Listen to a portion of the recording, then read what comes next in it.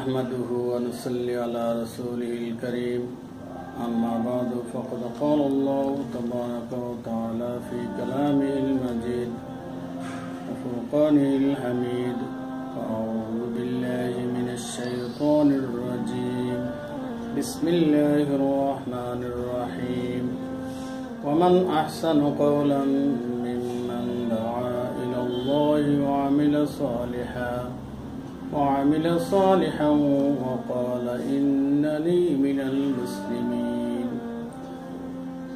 আল্লাহ রাব্বুল আলামিন কালামুল্লাহ আয়াতে ঘোষণা করছেন যে তার কথার চেয়ে আর কার কথা অধিক উত্তম হতে পারে, যে আল্লাহর দ্বীনের প্রতি আহ্বান করে, নিজে নেক আমল করে এবং ঘোষণা দেয় আমি মুসলমানদের অন্তর্ভুক্ত। আল্লাহ রাব্বুল আলামিনের এই আয়াতের মাধ্যমে যে বিষয়টি সুন্দরভাবে ফুটে উঠেছে যে এই পৃথিবীতে সবচেয়ে সুন্দর যে কথা, সবচেয়ে গুরুত্বপূর্ণ মর্যাদাবান যে কথাগুলোকে আল্লাহ রাব্বুল আলামিন মর্যাদার আসনে আসীন করেছেন, সেটা হলো আল্লাহর দ্বীনের প্রতি আহ্বান করা। আল্লাহর দ্বীনের প্রতি আহ্বানকে সবচেয়ে সম্মানিত অবস্থায় মূল্যায়ন করা হয়েছে উক্ত আয়াতে। এই গুরুত্বপূর্ণ বিষয়কে আমরা যদি এটা উপস্থাপন করতে চাই, আমাদের এই দাওয়াতকে, আমাদের মিশনকে যদি আমরা বাস্তবায়ন করতে চাই, তাহলে যে সুন্দর পদ্ধতি ইসলাম বলেছে, আল কুরআন এর দিক নির্দেশনা দিয়েছে, আল্লাহ রাসূল আমাদেরকে যে তার জীবদ্দশায় এর নমুনা রেখে গিয়েছেন, এই নমুনা কোরআনের নির্দেশনা যদি আমরা অনুসরণ করি, তাহলে এই দাওয়াত অতি মূল্যবান এই কাজকে আমরা অবশ্যই মর্যাদার আসনে নিয়ে যেতে পারবো। আমার আজকের এই আলোচ্য বিষয় হলো কিভাবে দাওয়াত উপস্থাপন করতে হবে, দাওয়াতের কৌশল ও পদ্ধতি সম্পর্কে আমি কুরআন হাদিসের আলোকে সংক্ষিপ্ত আলোচনা করার চেষ্টা করব। ওমা তাওফিক ইল্লা বিল্লাহ। আল্লাহ রাব্বুল আলামিন দাওয়াতের হিকমত, পদ্ধতি, কৌশল সম্পর্কে ঘোষণা দিচ্ছেন যে উদউ ইলা সাবিলি রাব্বিকা বিল হিকমা ওয়াল মাউইযাতিল হাসানা ওয়া জাদিলহুম বিল্লাতী হিয়া আহসান। আল্লাহ রাব্বুল আলামিন ঘোষণা দিচ্ছেন যে তোমরা মানুষদেরকে আল্লাহর দ্বীনের প্রতি আহ্বান করো হিকমতের মাধ্যমে, উত্তম উপদেশের মাধ্যমে এবং সুন্দর বিতর্কের পন্থা অবলম্বনের মাধ্যমে। তাহলে এই আয়াতের মাধ্যমে আমরা দাওয়াত উপস্থাপনের পদ্ধতি, তিনটি পদ্ধতি আমরা জানতে পেরেছি, যে পদ্ধতিগুলো কোরআনে কারিমে আল্লাহ রাব্বুল আলামিন আল্লাহর পক্ষ থেকে এই নির্দেশনা দিয়েছেন।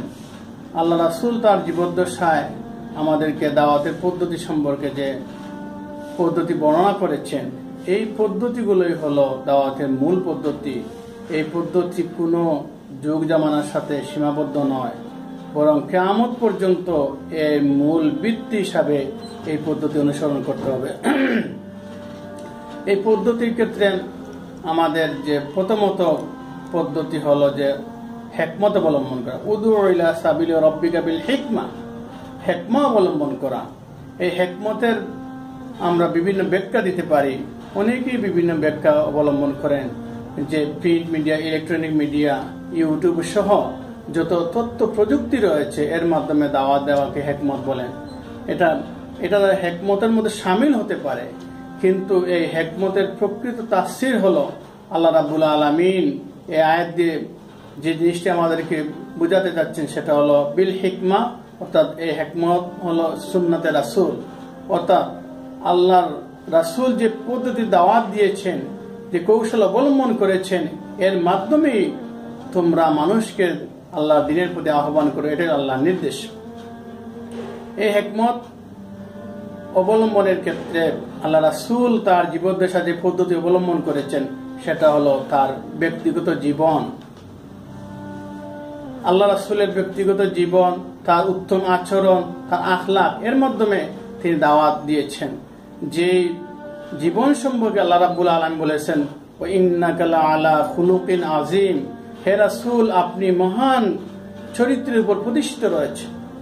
অন্য আয়াত আল্লাহ রাব্বুল আলামিন বলছেন যে লাকাদ কানা লাকুম ফি রাসূলিল্লাহি উসওয়াতুন হাসানা, যে তোমাদের জন্য আল্লাহ রাসূলের জীবনে রয়েছে উত্তম আদর্শ।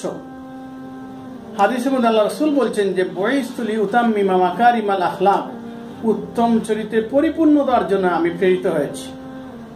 তাহলে এই কুরআন হাদিসের আলোকে আল্লাহ রাসূল তার যে জীবদ্দশা দাওয়াতি কাজ করেছেন, তার ব্যক্তিগত জীবন, আর ব্যক্তিগত জীবন কোন নিজ থেকে নয়, আয়েশা রাদিয়াল্লাহু তাআলা আনহা বলেছেন ওয়া কানা খুলুকুল কুরআন, তার জীবনটাই ছিল কোরআনের বাস্তব চিত্র।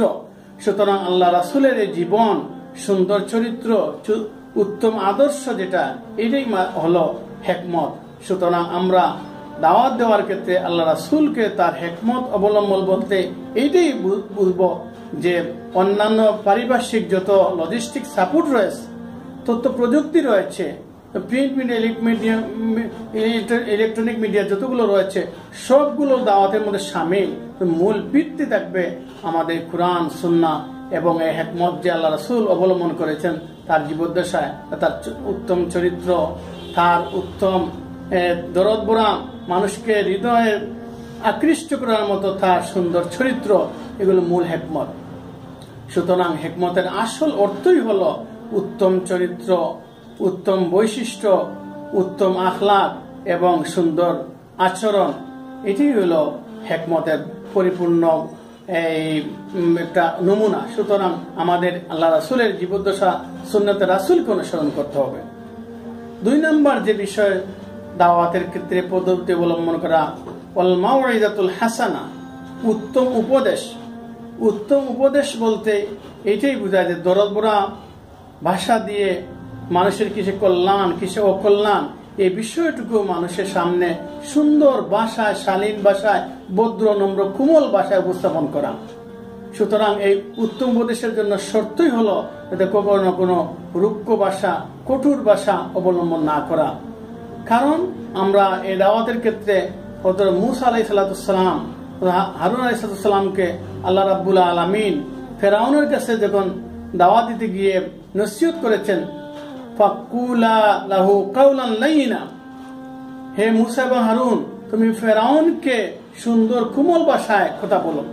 সুতরাং সবচেয়ে নিকৃষ্ট এবং দুষ্ট প্রকৃতির লোক ছিল এই ফেরাউন। এই ফেরাউনকে দাওয়াতের ক্ষেত্রে আল্লাহ রাব্বুল আলামিন যে নির্দেশনা দিয়েছেন, সুতরাং আমাদের এই দাওয়াতের ভাষা হবে এটা, যেই ভাষা সম্পর্কে আল্লাহ রাব্বুল আলামিন কালামুল্লাহ ঘোষণা করে দিয়েছেন, ইন্না আরসালনাকা বিল হাক্কি বাশীরান ওয়া নাযীরা। আল্লাহ রাসূলের বৈশিষ্ট্য ছিল 2টি, একটি হলো যে তিনি সুসংবাদদাতা, আর একটি হলো সতর্ককারী। সুতরাং আমরা দাওয়াতের ক্ষেত্রে ভালো কাজের পরিণতি সম্পর্কে তাকে সুসংবাদ দিব, আর যদি ভালো কাজ না করা হয়, গুনাহের সাথে লিপ্ত হয়, আল্লাহর নাফরমানি করা হয়, তাহলে তার পরিণতি কি হবে ভয়াবহ, এই বিষয়ে সতর্ক করা। সুতরাং যিনি দাওয়াত দিবেন তার এই 2টি টার্গেট রাখতে হবে, যে ভালো কাজের জন্য কি পরিণতি রয়েছে শুভ সংবাদ দেওয়া, এবং ভালো কাজ না করলে আল্লাহর বিরুদ্ধে অবস্থান নিলে কি পরিণত হবে সে সম্পর্কে সতর্ক অবলম্বন করা।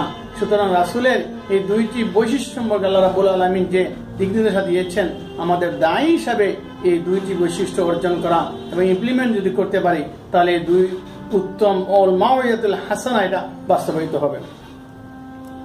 3 নম্বর যে বিষয় সেটা হলো বিতর্ক এড়িয়ে চলা। এই বিতর্কের ব্যাপারে বলা হয়েছে আল্লাহ রাসূলের সাহাবীগণ কিভাবে এই বিষয়গুলো মেনটেন করতেন।